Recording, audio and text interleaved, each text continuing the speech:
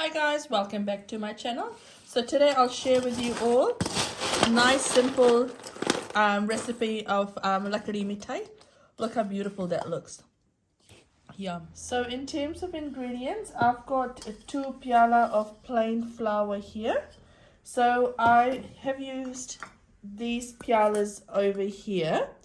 You can use whatever measuring cup you want to. So you can use normal cup, a mug. You could use whatever measuring device you want to, but you just want to make sure that you're using the same for all your ingredients. So I've got 2 of that here. Now I like to use white sesame seeds, so til in this as well. So this is optional. If you don't have this, you don't need to use this. And I also like to add salt to this. So this is about half a teaspoon of salt. Again, this is optional. I will recommend you to use this, but it is optional if you don't want to. And then I've got about 3 tablespoons of ghee here, which I'll be adding to this. For my syrup, I've got 2 pialas of sugar here.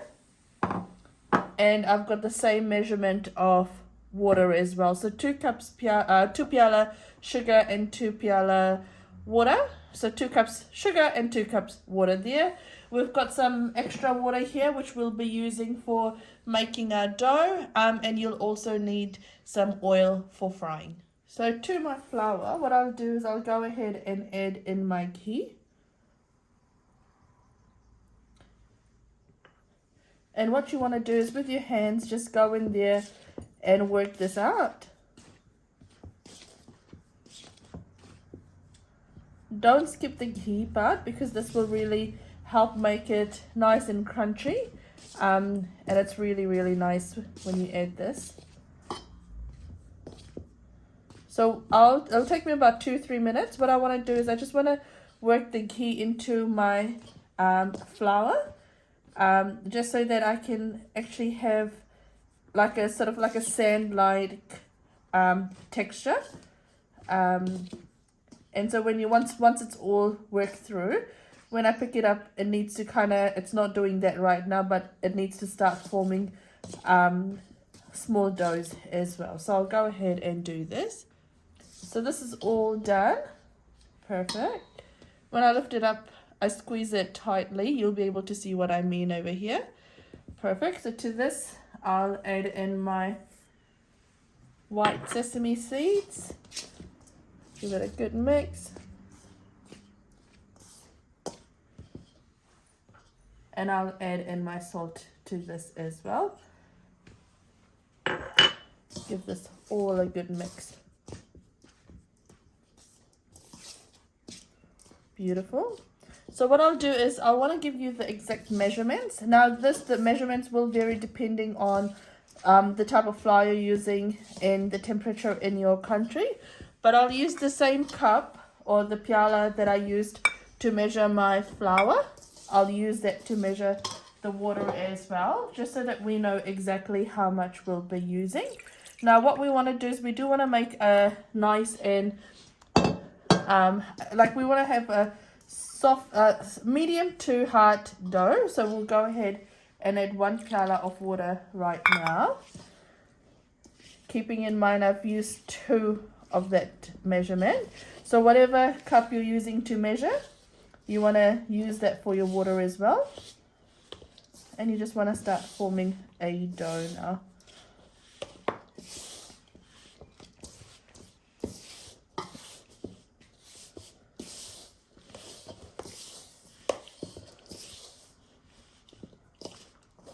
Take your time with this.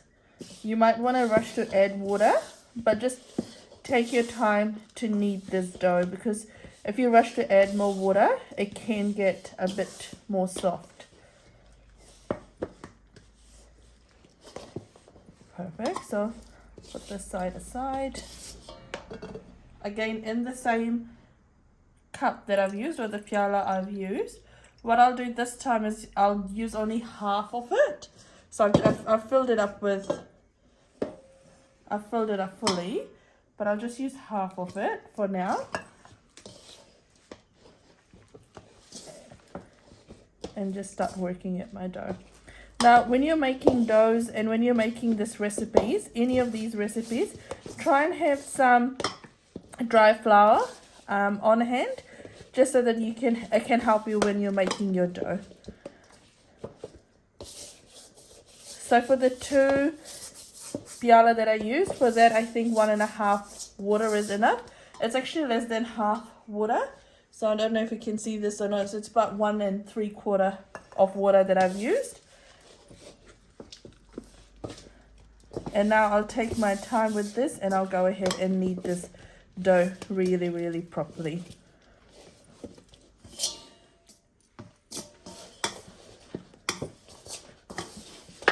So I've been kneading this, and while I was kneading this, I felt like it needed more flour. So I ended up using about a tablespoon of flour. I actually forgot to hit record.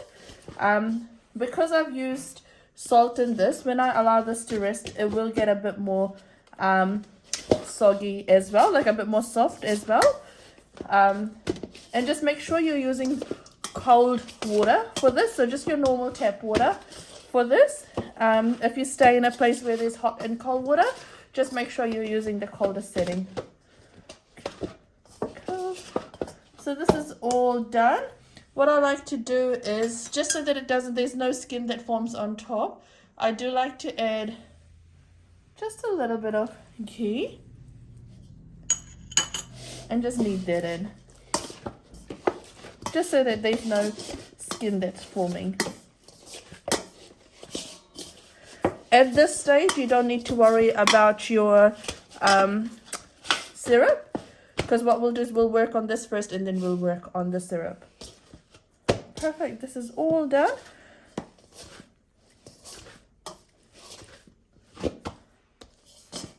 There we go. So it's not too soft, it's not too stiff, it's just perfect. It needs to have that bounce back. So when you put your finger in there, it does need to bounce back. So it's got that bounce. Perfect. Awesome. So I'll rest this for about 5-10 minutes and then we'll go ahead and start rolling this out. So what I'm doing right now is I'm just taking small amounts of this and I'm just going to make it into little balls and flatten it out so that I can start rolling it out. And it's easier when it's divided up in pieces. So just with the palm of your hand, there we go, and just flatten it out. So what I'm doing here now is I'm just rolling this out.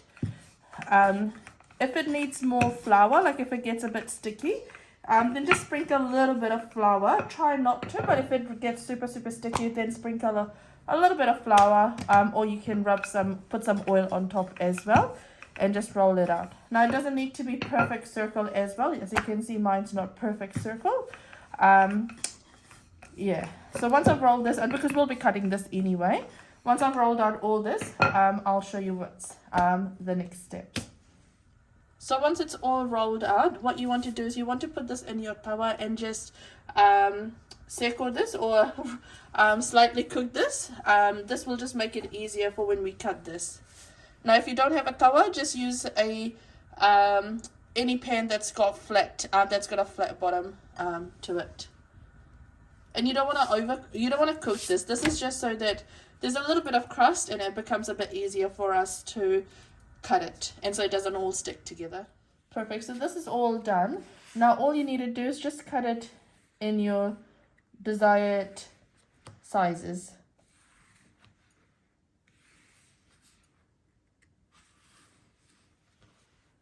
So I've just got it like this, and I'll just show you one. Normally I do stick it up and cut it. So either you can cut it just straight,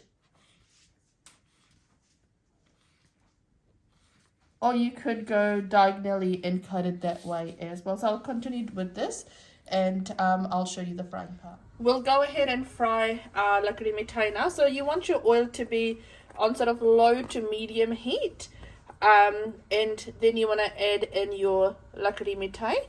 Now, if you want, you can always check as well. So you can add one to see if the oil temperature is really good. You don't want this to be too hot because you want this to cook through nicely in it for it to be crunchy, and you don't want this to get too dark as well.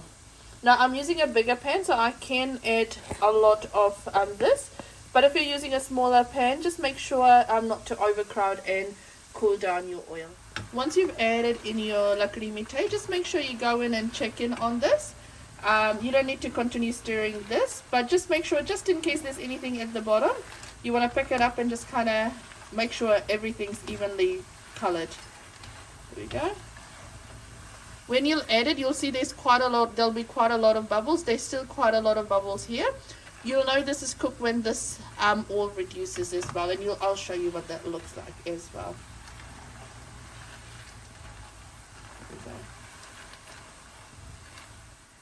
So this is all fried off. You can see that there's less bubbles here. There's not a lot of activity happening in the oil. And you want this to be a nice golden brown color, because when you add your sugar syrup, it will go a bit more brown. And because this is just made out of flour as well, this will continue to cook, and so it will go more brown as well.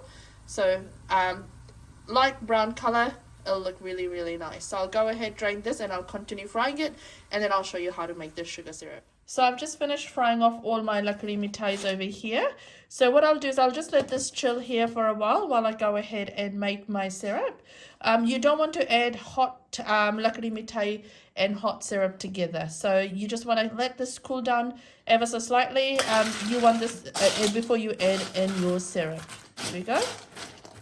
And these are so nice and crunchy. There we go. Perfect. So now we'll go and move our attention to our syrup. So to my pan, I'll go ahead and add in my sugar. We'll also go ahead and add in our water to this. Give this all a good stir. And we're making this in medium to high heat.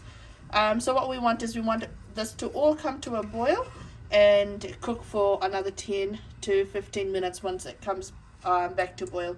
So I'll show you what that looks like, but we'll just wait for this to come to a boil, for the sugar to dissolve before we look at how many tar or how many thread we want. So I'll go ahead and just check in on my syrup, because I can start to see the bubbles are getting a bit more bigger now. So what we want to do is just check to see if this is cooked properly. So what I've done is I've dipped my spoon in here and I've allowed this to cool now. And so I'll just take my finger and then I'll try to see if it's formed at least one dye. Okay. That still needs to boil a little bit more. So we'll let this boil, I think for probably another 4 more minutes, but I'll come in and check in about 2 minutes time, just to see if it's boiled through properly. I can see the bubbles are getting a bit more bigger than usual, so what we'll do is we'll go ahead and check again. Now if you're using your fingers to check for consistency, just make sure your spoon is a bit, like when you've dipped in your spoon, allow this to cool for a little bit before you go ahead and check. So what I'll do is I'll just go there and just check. It's almost there. It's not focusing properly, but you can see it's almost there. So probably another 2 more minutes and we should be good. Perfect. Yeah, it's almost there. So I've just checked again and it's getting there now. So what we'll do is we'll just turn off our stove now and we'll go and mix this. Now a trick to know that your sugar syrup has cooked properly is if you add it to a little bit, you mix it around. So you can see I've added it to a little bit. It should start to thicken up, which this is starting to do now. Now what I like to do is I like to just take a little bit, put this around, and then mix it thoroughly.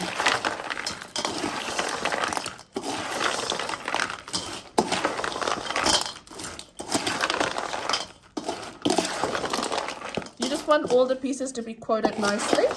You don't need to use up all the syrup if you don't need to. So this is all done.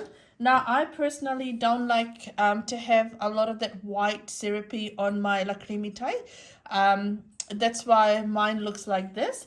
But you know it's a good syrup when your spoon actually starts having the syrup. Like, so I can start to see that the syrup has hardened on my spoon. So I know it's a good syrup, but it's just with my Lakri Mithai. I don't like that white thing, the white syrup on it.